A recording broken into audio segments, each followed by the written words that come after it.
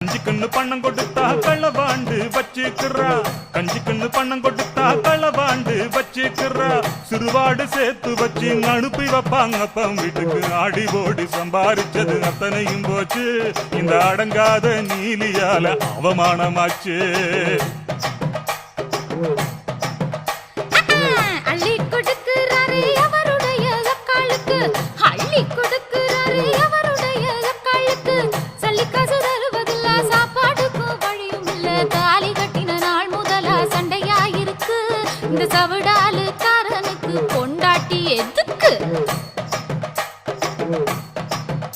ஐயோ மணவாளன்னு சொல்லி மதிப்பு வச்சு பேசவில்லை, மணவாளன்னு சொல்லி மதிப்பு வச்சு பேசவில்லை.